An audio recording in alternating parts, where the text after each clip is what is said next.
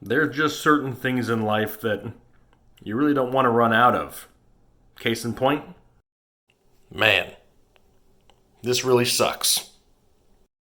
If you've ever experienced this before, you know exactly what I'm feeling. There's only one thing worse than this. It's not drafting running backs early in your fantasy football league in 2021. Hey, can I get a little help?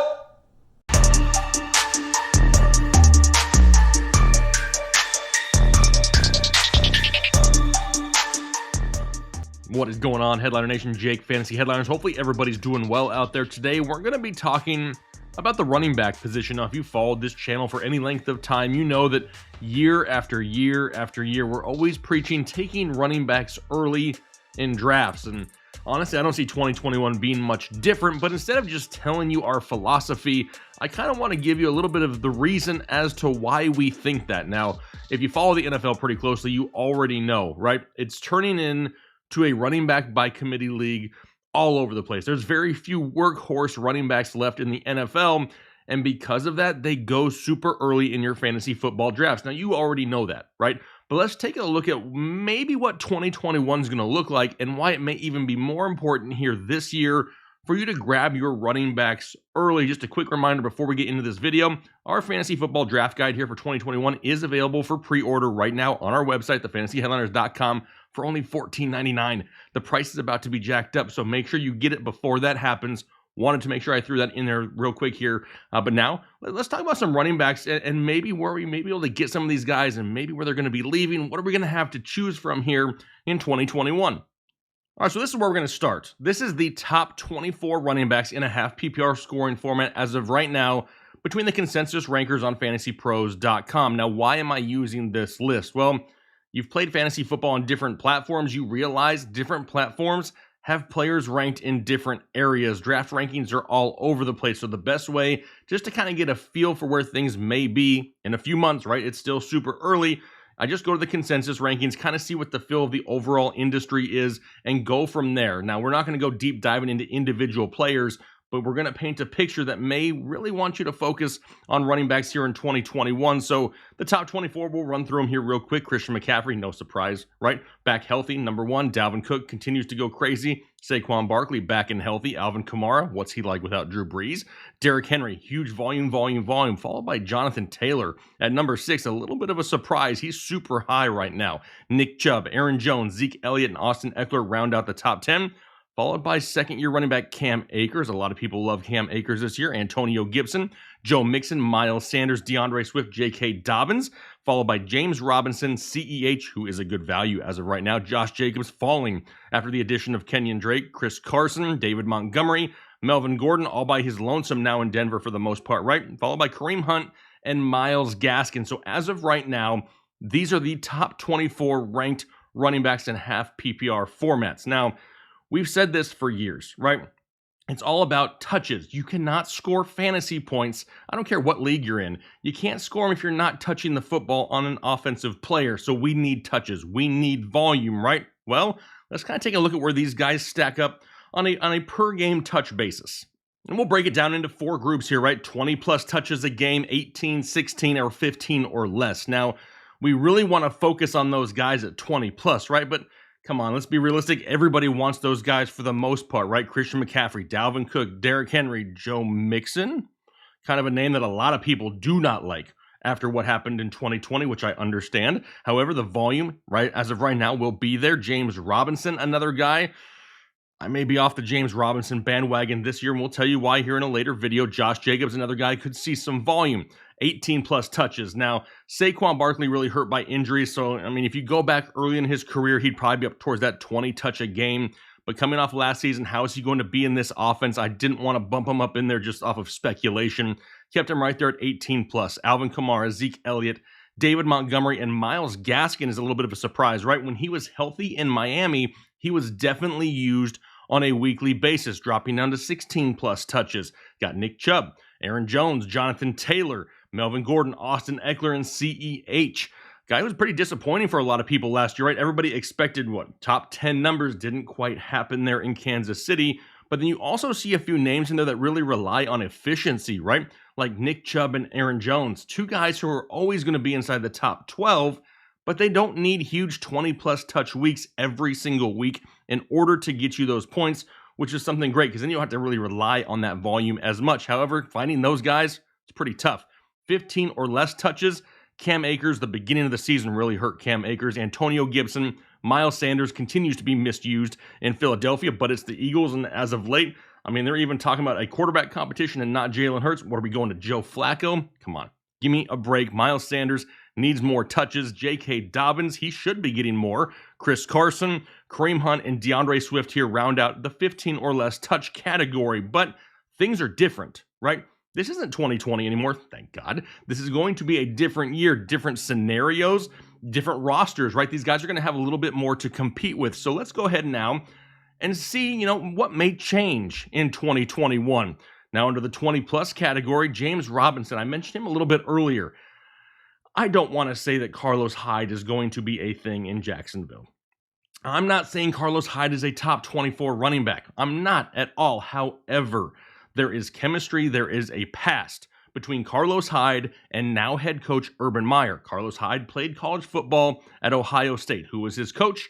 Urban Meyer. Where did Carlos Hyde sign this offseason? The Jacksonville Jaguars with Urban Meyer. They've already come out and said that they're open to a competition basically at all positions. We know they're going Trevor Lawrence early in the draft, and James Robinson is somebody who could fall out of this 20-plus category. Does he find himself maybe in the 16-plus category, but we're paying for the 20-plus category on draft day? That's something we need to pay attention to. Same with Josh Jacobs, right? The addition of Kenyon Drake, does that mean the subtraction of work to keep a healthier Josh Jacobs throughout the entire season? That is possible. What about the 18-plus category? Saquon Barkley, his touches, I expect to go up, right?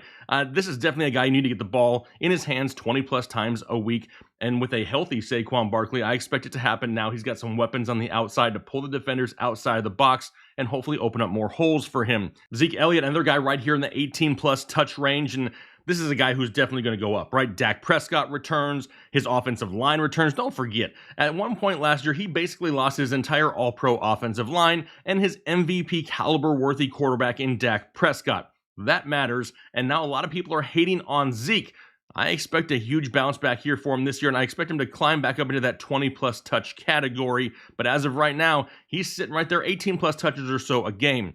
David Montgomery. Does David Montgomery lose work? He absolutely carried people through the end of the 2020 season, but now Tariq Cohen comes back. They signed Damian Williams. What does that mean for David Montgomery? It better not mean anything. This guy needs volume.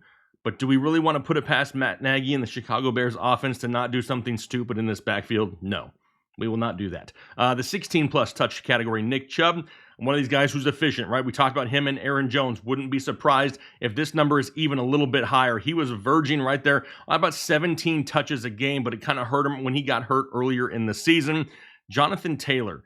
Jonathan Taylor worries me a little bit. We still know about Nyheim Hines, and now they've brought back Marlon Mack. What does that mean for Jonathan Taylor? I mean, it should be his backfield, right? I'm hoping by the end of 2020 he earned it, but we saw a little bit earlier he is super high in rankings, which means more than likely, we'll see it here in a minute, you're probably going to take him in the first round, and do we want to do that with so many question marks in that backfield? Melvin Gordon, he's trending up. Why? Well, no more Phillip Lindsay. A lot of volume as of right now, pre-draft-wise, going the way of Melvin Gordon. Austin Eckler about the same. And CEH, what's going on in Kansas City, right? We got no Le'Veon Bell, possibly. Damian Williams is already gone. Are we really thinking that Darrell Williams takes everything away from CEH? No. This is the year that CEH should really break out, and he could have a lot better value here this year because of all the recency bias from 2020.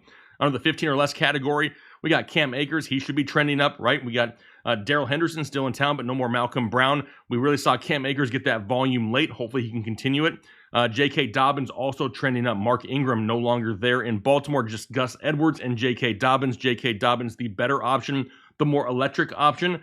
I kind of compare J.K. Dobbins to the Nick Chubb, Aaron Jones efficiency type, right? He can put up big numbers and not need huge volume. Chris Carson, a little bit worried about Chris Carson because if Rashad Penny comes back and is healthy, Not that Rashad Penny is that great, but he's going to take away touches from Chris Carson, and we saw him get more efficient last year, but he just couldn't stay healthy once again. And then DeAndre Swift, I mean, come on. He plays for the Lions. They brought in Jamal Williams. They still have Kerryon Johnson. I love DeAndre Swift. I would love for this guy to get 18-plus touches a week. I just don't know if we're going to see it now, especially after they signed Jamal Williams in free agency. But now we're going to look at the depth of the position, right? So we looked at the top 24 running backs, but what happens when you leave them in these groups? Let's just remove everybody who's drafted in the first round. And this is what you're left with. You're starting to get some holes, right? You only got 3 guys, 2 of which are trending down in the 20-plus category, and the other one is Joe Mixon. How you feeling? You want Joe Mixon to be your number 1? I don't know if I do or not. What about if we remove the second rounders? So now the first and the second rounders are gone. All we got left in the 20-plus touch range is Joe Mixon. And then you go down to 18-plus touches. We got David Montgomery, who's trending down because we don't know what's going to happen in that backfield, and Myles Gaskin, who may lose a ton of volume if they draft a running back early in Miami. Things are starting to get a little bit bleak here. Let's see what happens. We remove the third-round picks as of right now. You got Myles Gaskin, who we just talked about could lose some volume. In the 16-plus category, you got Melvin Gordon. Do they draft somebody in Denver? And CEH, who burned a lot of people last year. Outside of that, you got Kareem Hunt. This is all you got left if you don't take running backs early. Now, a lot of people want to make the argument to take wide receivers early, and I understand that. I'm not saying that one, situation is better than the other. This is my personal preference, and I'm giving you the reasons as to why. So let's look at the top 24 wide receivers, and here they are. We're not going to go through these rankings, but as of right now, the consensus top 24 right here on your screen. Let's do the same thing, though. We're not going to break it down by touches because it's different for wide receivers, but let's just remove the guys who were drafted in the first and second rounds. Well, here we go. We take out the first and second round. You still got a lot of talent there. You still have A.J. Brown and Justin Jefferson on the board there. What about Allen Robinson and Terry McLaurin, Julio Jones, Chris Godwin, Mike Evans, Amari Cooper? I mean, there is a lot of talent here.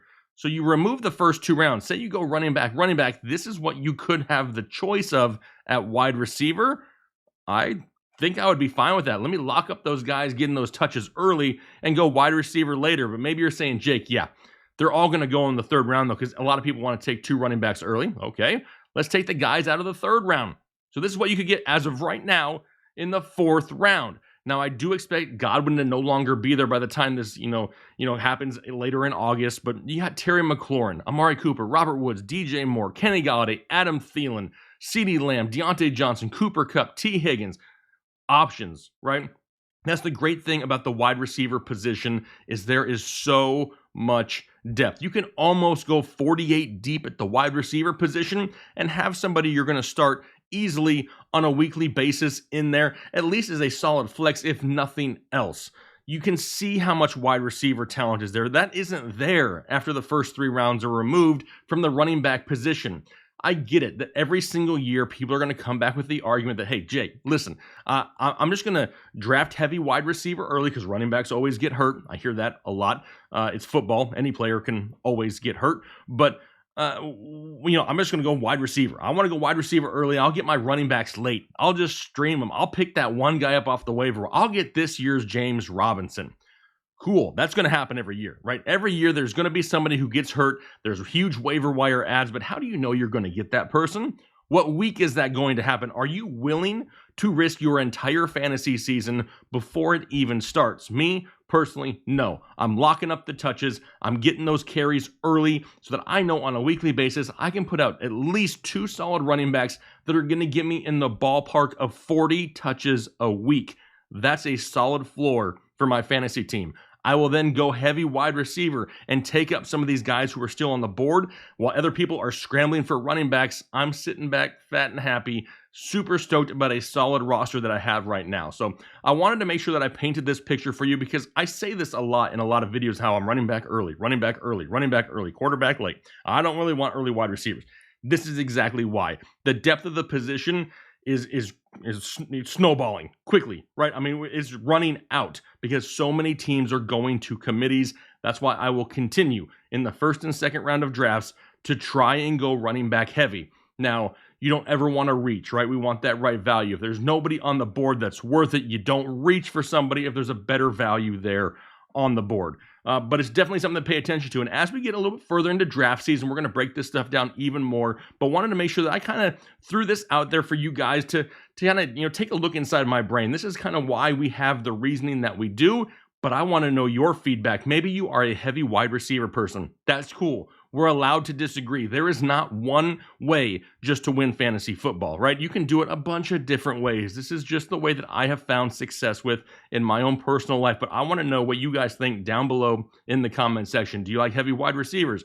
Do you say, forget it, I want a tight end and a quarterback early? It doesn't matter what it is. I want to see what it is down below in the comment section and really start up some good conversations in this community, because you never know. Maybe there's a great plan out there that we're all just not using, that we can help each other achieve a common goal and win more fantasy football championships. That's what it's all about. I look forward to hearing from you guys down below in the comment section. Hopefully you have a great weekend this week, a good week coming up, and we'll talk to you later.